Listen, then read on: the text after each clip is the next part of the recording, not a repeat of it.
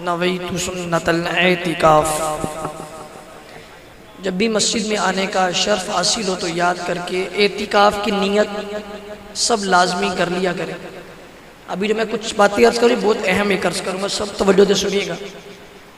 जब भी मस्जिद में तो याद से एतिकाफ की नीयत कर लिया करें कि इसका फ़ायदा ये हुआ कि दीगर इबादत के अलावा नफली एतिकाफ का सवाब भी मिलेगा और मस्जिद में खाना पीना सोना भी जायज़ हो जाएगा। मुफ्ती कोर्स में किताब पढ़ाई जाती फतावा शामी, अल्लामा शामी रहमतुल्लाह अलैह इस किताब को तहरीर फरमाया। इसमें लिखा है कि मस्जिद में खाना पीना सोना सहरी करना इफ्तारी करना जमजम शरीफ पीना दम किया हुआ पानी पीना ये सब जायज़ नहीं है, नहीं पी सकते आप। होता ना मस्जिद में सहरी कर रहे होते हैं इफ्तारी कर, आजकल गर्मी है तो मस्जिद में एसी लगे होते हैं, जोहर पढ़ते साथ ही सो जाते हैं और दम वाला पानी भी इमाम साहब से करवा के पी लेते हैं, जमजम भी पी लेते हैं। तमाम चीज़ें मस्जिद में जायज़ नहीं है। एक सूरत है जायज़ होने की, वो सूरत ये कि जब भी मस्जिद में एतिकाफ की नियत करें अल्लाह की रज़ा के लिए, उसके बाद थोड़ी देर ज़िक्रुल्लाह कर ले, दुरूद पाक पढ़ ले, नफिल पढ़ ले, तिलावत कर लें। अब इस एतिकाफ की नियत जो आपने अल्लाह की रज़ा के लिए की है, इसके बाद आपके लिए मस्जिद में खाना भी जायज़ है, पीना भी जायज़ है, सोना भी जायज़ है, सहरी भी जायज़ है, इफ्तार भी जायज़ है, दम वाला पानी जमजम पीना भी जायज़ है। जैसे भी आपको खाना भी खिलाया जाएगा तो ये खाना आपका मस्जिद में खाना जायज़ नहीं है अगर आप एतिकाफ की नियत नहीं करें। ख़त्म दिलाया जाता है बाहर, वो खाना लेके खड़े हो जाते हैं, बाज़ लोग मस्जिद में ही खा रहे होते हैं, तो ये भी जायज़ नहीं है। जब तक आप एतिकाफ की नियत करने के बाद अल्लाह का जिक्र नहीं करेंगे तो ये जायज़ नहीं है। तो नियत कर ले कि जब भी मस्जिद में आएंगे इंशाअल्लाह एतिकाफ की नियत करेंगे। सल्लु अलल हबीब सल्लल्लाहु तआला अला मुहम्मद सल्लल्लाहु अलैहि वसल्लम। अल्लाह पाक के आखिरी नबी सल्लल्लाहु अलैहि वसल्लम ने फरमाया मन सल्ला अलैया अल्फ मर्रतिन फी यौमिन लम यमुत हत्ता यरा मक़अदहु मिनल जन्नह। जो मुझ पर हर रोज़ 1000 बार दुरूद पाक पढ़े वो तब तक नहीं मरेगा जब तक जन्नत के अंदर अपनी जगह ना देख ले। तो हम जितनी मौजूदा नियत कर लें कि आज से और आज के बाद अल्लाह पाक जितनी ज़िंदगी अता फरमाए, एक तस्बीह ले लें, ये 50-100 रुपये की मिल जाएगी आपको। तो अपने जो रोज़मर्रा के मामूलात हैं अमूमन अपने हाथ से हम करते हैं, ज़ुबान तो चुप रहती है, तो अगर हाथ में तस्बीह और लब पर दुरूद पाक और रोज़ाना 1000 मरतबा दुरूद पाक पढ़ें, फ़ायदा क्या होगा? अल्लाह पाक तब तक मौत नहीं देगा जब तक जन्नत को हम अपनी जो हमें ठिकाना मिलेगा दुनिया में ही नहीं देख लेंगे। तो आज से नियत कर लेते कि इंशाअल्लाह हर रोज़ नबी पाक अलैहिस्सलाम पर कम अज़ कम 1000 बार दुरूद पाक पढ़ने की सआदत हासिल किया करेंगे। सल्लु अलल हबीब सल्लल्लाहु तआला अला मुहम्मद सल्लल्लाहु अलैहि वसल्लम। एक नौजवान था, वो रोज़ाना अमीरुल मोमिनीन सैयदना फ़ारूक आज़म रज़ी अल्लाह तआला अन्हु की बारगाह में इल्मे दीन सीखने के लिए जाया करता था। ये नौजवान शब रोज़ इबादत में, तिलावत में, नमाज की पाबंदी में, नवाफिल की कसरत में, अल्लाह की याद में गुजारने वाला था। जब ये नौजवान रोज़ाना इल्मे दीन सीखने के लिए अमीरुल मोमिनीन फ़ारूक आज़म रज़ी अल्लाह तआला की बारगाह में हाजिर होता तो रास्ते में एक नौजवान औरत इस खूबसूरत लड़के को रोज़ाना गुनाह की दावत पेश करती, मेरे से बदकारी की जाए, मेरे से ज़िना किया जाए। लेकिन ये नौजवान खौफ खुदा वाला था, अल्लाह पाक से डरने वाला था। इस नौजवान के सामने एक ही बात होती थी कि अगर मैंने बदकारी कर दी, अल्लाह नाराज़ हो गया, नबी पाक रूठ गए, अज़ाब कब्र में गिरफ्तार कर दिया गया, जहन्नम मेरा मुकद्दर बन गया, बनेगा क्या? ये नौजवान रोज़ाना नज़रें झुकाता और अपने घर की तरफ चला जाता। एक दिन उसी औरत ने इस पर काबू पाने की कोशिश और कहा मेरे साथ बदकारी की जाए। इस नौजवान ने उस औरत को बड़ा समझाया, लेकिन नौजवान का मामूल क्या था कि रोज़ाना ये नौजवान तिलावत कुरान की कसरत करने वाला, नमाज की पाबंदी करने वाला, खौफ खुदा से रोने वाला, अपने शब व रोज़ अपने रब की इताअत के मुताबिक गुजारने वाला, अपने रब की नाफरमानी से बचने वाला नौजवान ये रोज़ाना इल्म दीन सीखने के लिए अमीरुल मोमिनीन खलीफतुल मुस्लिमीन सैयदना फ़ारूक आज़म रज़ी अल्लाह तआला अन्हु की बारगाह में हाजिर होता और पेश नज़र एक ही बात होती, अल्लाह नाराज़ हो गया, प्यारे हबीब रूठ गए, जहन्नम में दाखिल कर दिया गया, अज़ाब कब्र में गिरफ्तार कर दिया गया, बनेगा क्या?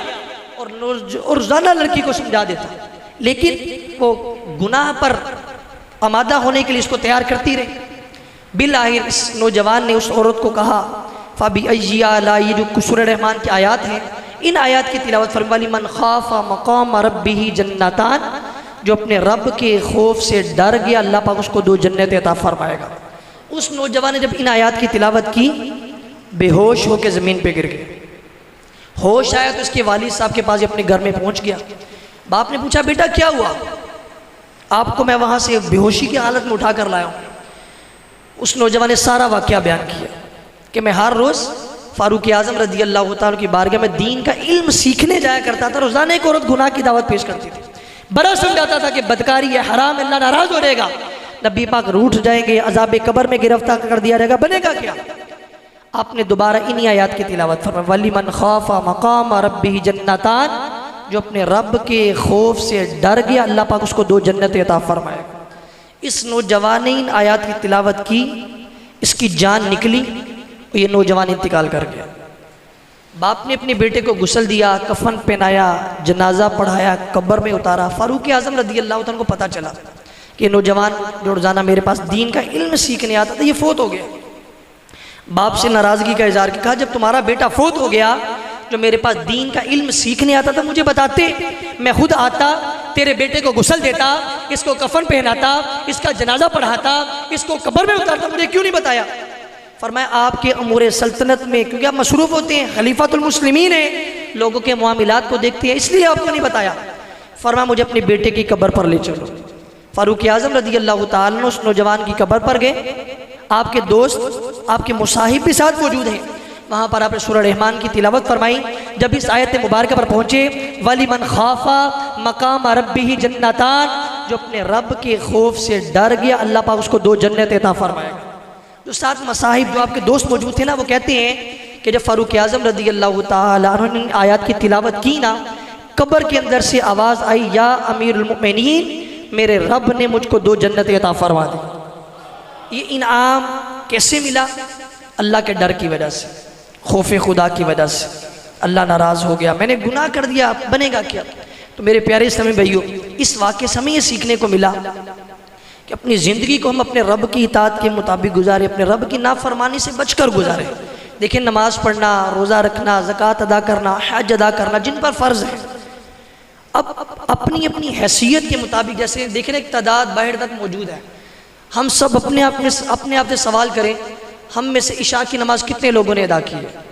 अगर नहीं अदा की तो क्या ये गुनाह नहीं था? अच्छा, अभी 1 बज रहा है कमोबेश, हम दुआ से कमोबेश 1:15 तक शायद 1 बजे फारिग हो। अब जो फजर नहीं पढ़ेंगे, अल्लाह ना करे, ये जो सारी रात आपने महफिल में शिरकत की है, फ़ायदा तो तभी होगा ना कि सुबह फजर पढ़े। देखिए, आप सब महफिल में आए हैं ना, आप ना आते कोई मसला नहीं था, कोई गुनाह नहीं मिलना था, लेकिन जिन्होंने इशा ही नहीं पढ़ी उसका भी गुनाह, और अब रात को आप थकेंगे, थक के सोएंगे, सुबह फजर में नींद नहीं खुलेगी, ये गुनाह अलग है। हत्ता कि हदीस पाक का मफ़हूम है, जिसने इशा की नमाज बाद जमात अदा की, रात को सो गया, इशा पढ़ी, रात को सो गया, सुबह फजर की नमाज को जमात से अदा किया, अल्लाह पाक उसको सारी रात इबादत का सवाब अता फरमाए। और अब देखिए, जिन्होंने इशा भी नहीं पढ़ी, सुबह फजर भी नहीं पढ़ेंगे, महफिल में आ गए हैं, तो सारी रात इबादत का सवाब मिलेगा। अच्छा, एक और मसला याद रखिएगा, रात को इतनी देर तक जागना, रात को इतनी देर तक जागना, चाहे आप नफिल पढ़ें, चाहे महफिल में शिरकत करें, चाहे सारी रात कुरान की तिलावत करें, कुछ भी करें, इतनी देर रात को जागना कि सुबह फजर कज़ा हो जाए, आपका रात को इतनी देर तक जागना गुनाह है। क्योंकि फजर पढ़ना फ़र्ज़ है, इशा पढ़ना फ़र्ज़ है, महफिल में आना फ़र्ज़ नहीं था। आती सवाब तनाते कोई गुनाह नहीं, लेकिन फजर नहीं पढ़ी, इतनी रात तक जागते भी रहे और शब्बेदारी भी की, और सुबह फजर छूट गई। तो आज हम एक नियत करें कि जब भी महाफिल में भी शिरकत की जाए, अच्छी नीयत उसे करें, क्योंकि उलमा अहले सुन्नत का बयान सुनेंगे कि इस्लाह के मदरी फूल मिलते हैं, नमाज पढ़ने का जज्बा मिलता है, इबादत का, तिलावत का, गुनाह छोड़ने का जज्बा मिलता है, लेकिन फजर फिर भी पढ़नी है। अच्छा, जितने मौजूद हैं अभी सब महफिल में आ गई, क्या ये सारे सुबह फजर में इस मसले होंगे? एक सवाल है आप सबसे, ये जितने हैं क्या ये सारे इसी मस्जिद में सुबह फजर की नमाज 4:20 पर है मौजूद होंगे? अच्छा, जितने भी आ गए हैं, ईशा की नमाज 8:45 पर थी, क्या सब ईशा में थे? अब यहाँ से देख लें कि शायद कहीं ऐसे होंगे जो आमिर भाई को मुंह दिखाने के लिए आए होंगे, यार मेरा यार है, ना आ गया तो क्या हो जाएगा, कहीं रिश्ता देर निभाने के लिए आए होंगे, कहीं मल्लेदारी के लिए आए होंगे, तो कब तक यार हम लोगों को राज़ी करते रहेंगे? हदीस पाक का मफ़हूम है सयाती ज़मानुन अला उम्मती युहिब्बूना खम्सा व यनसौना खम्सा।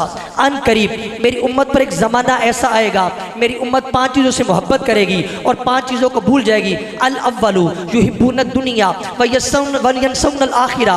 मेरी उम्मत दुनिया से मोहब्बत करेगी और आखिरत को भूल जाएगी। युहिब्बूना ज़नूबा व यनसौना तौबाता।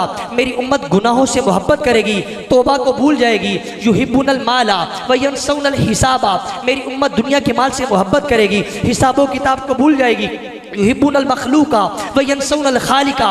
मेरी उम्मत दुनिया के लोगों को राज़ी करेगी कि ये राज़ी हो जाए, अपने रब को राज़ी करने को भूल जाएगी। फरमाया युहिब्बुनल कसूरा व यनसौनल मकबरता। मेरी उम्मत दुनिया के महल्लात से, कोठियों से, पैसे से मोहब्बत करेगी, कब्र को भूल जाएगी।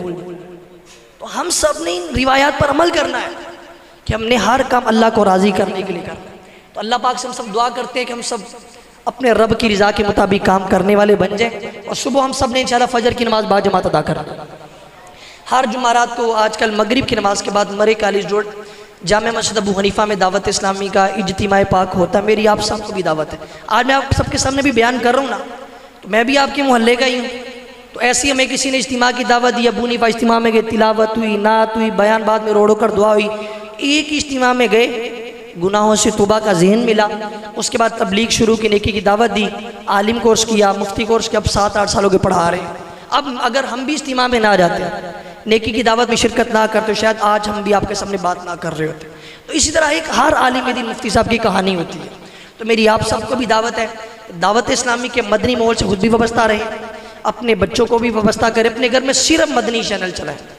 मदनी चैनल वो वाहिद इलेक्ट्रॉनिक मुबल्लिग है जिस पर कोई औरत नहीं आती, कोई मशहूरी नहीं आती।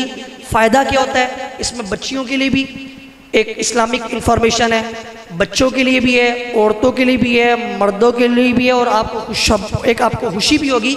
आन करीब दावत इस्लाम बुज़ुर्गों का भी मदनी चैनल लॉन्च करने जा रही है। बच्चों का मदनी चैनल अलग है, अरबिक मदनी चैनल अलग है, इंग्लिश मदनी चैनल अलग है, बंगला मदनी चैनल अलग है, और मुहर्रम में दावत से बुज़ुर्गों का मदनी चैनल भी ऑन करने जा रही है। तो आप सब नियत कर लेकिन इंशाल्लाह जुमेरात को इज्तिमा में भी आया करेंगे और अपने घर में इंशाल्लाह मदनी चैनल भी चलाएंगे। आमीन बिजाई खातमिन नबीयीन सल्लल्लाहु अलैहि वसल्लम। भी इंशाल्लाह दुआ होगी। दुआ की कबूलियत में से ये है कि जब भी अल्लाह पाक की बारगाह में दुआ मांगी जाए तो तवज्जो के साथ दुआ मांगी जाए। जो दुआ बगैर तवज्जो की मांगी जाती वो दुआ कबूल नहीं होती है। देखिए हमारे पास कोई घर में मेहमान या वो आए जिसे हम बड़ा प्यार करते हैं, वो हमारे सामने बैठा हो और हम इधर उधर देख रहे हो, तो वो बंदा आज के बाद हमसे फिर कभी मिलेगा नहीं। और हम उस रब की बारगाह में भी हम दुआ के लिए जमा होंगे जो रब सारी कायनात को पालने वाला। अब उसकी बारगाह में आप दुआ कर रहे हैं और इधर उधर देख रहे हो, और महफिल का इख्तिताम और हासिल भी यही हो कि हदीस पाक का मफ़हूम है जहाँ पर 40 मुसलमान अल्लाह का जिक्र करें, और यहाँ पर पता नहीं कितने 40 हैं, ऊपर इस्लामी बहनें भी हैं, उनमें एक अल्लाह का वली होता है और अल्लाह पाक अपने उस वली की दुआ को रद्द नहीं फरमाता। अब यहाँ पर पता नहीं कितने 40 हैं, पता नहीं कौन वली है, अल्लाह पाक उसकी आमीन का सदका क्या पता हमारा भी बेड़ा पार फरमा दे। तो आइए भी अल्लाह पाक की बारगाह में दुआ के लिए हाजिर होते हैं, सब तवज्जो के साथ, हो सके तो अपने गुनाहों को याद करके, काबतुल्लाह शरीफ का तसव्वुर करके, हो सके तो रो कर, रोना ना आए तो रोने सूरत बना ले। हदीस पाक का मफ़हूम है अच्छों की नकल भी अच्छी होती है। आइए भी अल्लाह पाक की बारगाह में रो रो कर दुआ करते हैं। अल्हम्दुलिल्लाह रब्बिल आलमीन वस्सलातु वस्सलामु मुरसलीन या रब्बाना या रब्बाना या रब्बाना या रब्बाना या रब्बाना या अरहमर राहिमीन या अरहमर राहिमीन या अरहमर राहिमीन या अल्लाहु या रहमानु या रहीम अस्तगफिरुल्लाह अस्तगफिरुल्लाह अस्तगफिरुल्लाह। या मालिक मौला, ये तेरे गुनाहगार बंदे मौला, इसियाँ शियार बंदे मौला, दर दर की ठोकरें खाकर मौला, ज़माने के सताए हुए, अपना गुनाहों से लिथरा हुआ वजूद लेकर मौला, अपने हाथों को उठाकर, सरों को झुकाकर, अपनी जोलियों को फैलाकर मौला तेरी बारगाह में दुआ के लिए आगे मौला। ये कितने आशिकाने रसूल मौला तेरी बारगाह में दुआ के लिए आगे मौला। ये काफ़ी देर से तेरे प्यारे हबीब सल्लल्लाहु अलैहि वसल्लम का जिक्र सुनने के लिए जमा हुए मौला। हमारा इस तरह मिलकर जमा होना मौला, इस बात की दलील है हम तुझसे डरते हैं मौला, हम तेरी नाफरमानियों से बचना चाहते हैं मौला, तेरी इताअत तेरी फर्माबरदारी के मुताबिक ज़िंदगी गुजारना चाहते हैं मौला, तुझको राज़ी करके तेरे प्यारे हबीब सल्लल्लाहु अलैहि वसल्लम की रज़ा भी हासिल करना चाहते हैं मौला। लेकिन नामाए आमाल की तरफ जब नज़र जाती है तो दिल घबरा जाता है मौला। कोई नामाए आमाल में नेकी ऐसी नज़र नहीं आती जिसका वासिता तेरी बारगाह में पेश कर सके मौला। कहीं पर इन आँखों से बद निगाही करके मौला गैर महरम औरतों को देखने का गुनाह है मौला। कहीं पर इन कानों के ज़रिए तेरी नाफरमानी वाली चीज़ों को सुनने का गुनाह है मौला। कहीं पर इस ज़ुबान के ज़रिए तेरी नाफरमानी वाले कलिमात को बोलने का गुनाह है मौला। कहीं पर इन हाथों और पैरों के तेरी नाफरमानी की तरफ उठने का गुनाह है मौला। पहली उम्मतों के बारे में रिवायात में मौला मैंने सुन रखा है, जब वो गुनाह करते थे मौला उनको बंदर और खिंजीर बना दिया जाता था मौला। हमने ये भी सुन रखा है जब गुनाहगार गुनाह करते थे मौला उनकी शक्लें बिगड़ जाती थी मौला, कफनों को जहन्नमी कफनों में बदल दिया जाता था मौला, कब्रों में आग बरका दी जाती थी, सांप और बिच्छू आ जाते थे मौला। हमने मौला गुनाहगारों के बारे में ये भी सुन रखा है जब गुनाहगारों को उनकी कब्रों में रखा जाएगा मौला, उनके कफनों को जहन्नमी कफनों में बदल दिया जाएगा मौला। हमने मौला गुनाहगारों के बारे में ये भी सुन रखा है जब गुनाहगारों को उनकी कब्रों में रखा जाएगा, उनकी कब्रें आपस में उनकी दीवारें ऐसे मिलेंगी कि मुर्दे की हड्डियां और पसलियों को तोड़ के रख देंगे मौला। हम कैसे बर्दाश्त करेंगे मौला, हम नहीं जानते हमारा खातिमा कैसा होगा मौला। आज तेरी बारगाह में अपने गुनाहों से पक्की सच्ची तौबा करते हैं मौला। आज के बाद फिर कभी भी गुनाह नहीं करेंगे, हमारी तौबा कबूल फरमा, तौबा तुन नसूह अता फरमा, तौबा पर इस्तिकामत अता फरमा मौला। हम सबसे सदा के लिए राज़ी हो जा मौला, ऐसा राज़ी हो जा मौला फिर कभी भी हमसे नाराज़ ना होना मौला। कब गुनाहों के मरज़ से मैं शिफा पाऊंगा,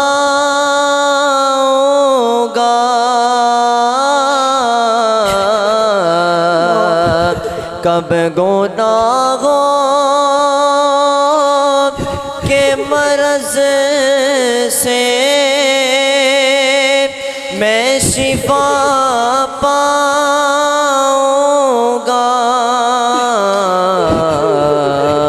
नेक कब मेरे अल्लाह बनूंगा या रब। नज़्रा के वक्त मुझे जलवाए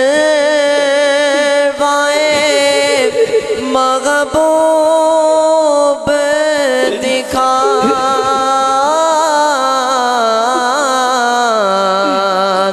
नज़्रा के वक्त मुझे जलवाए महबूब दिखा,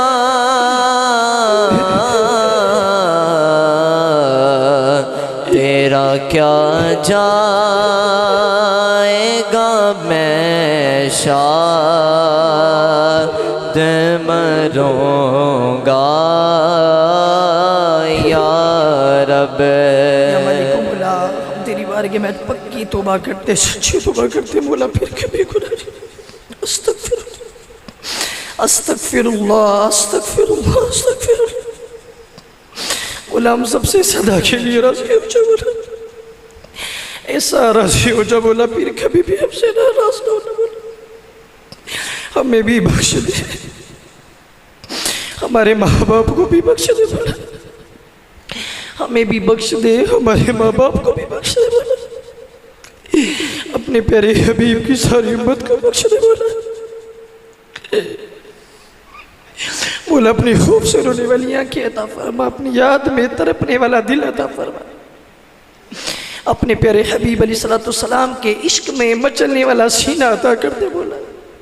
हमें गफलत वाली ज़िंदगी से बचा ले मौला, हमें बेबाकी वाली ज़िंदगी से बचा ले मौला, हमें नाचाकियों वाली ज़िंदगी से बचा ले मौला। बोला हम सबसे सदा के लिए राजी हो जाओ। बोला अफ़्व कर और सदा के लिए राजी हो जा।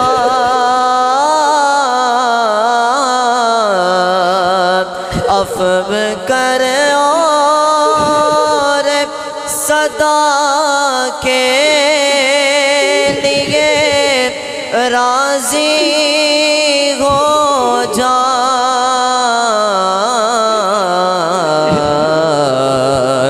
गर करम कर दे तो जन्नत में रहूँगा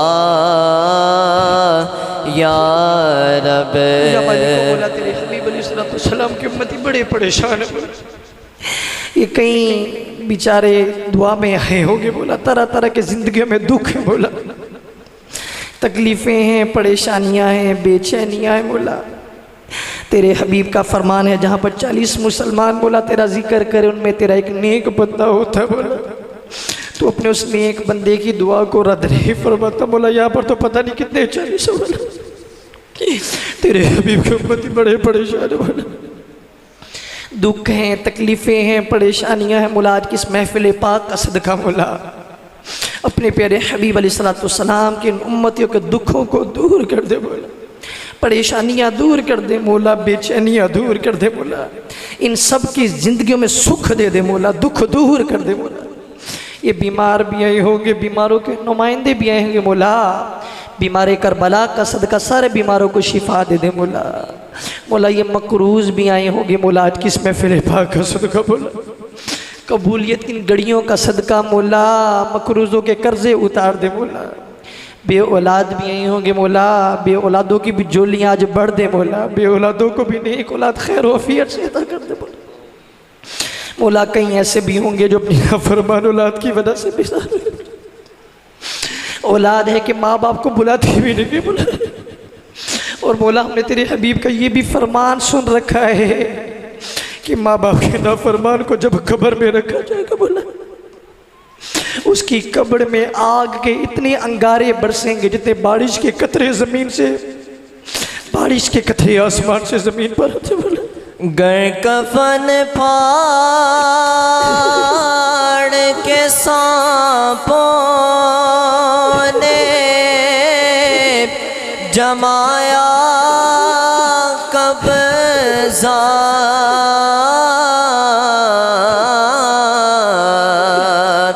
गर कफन फाड़ के सांपों ने जमाया कब्ज़ा,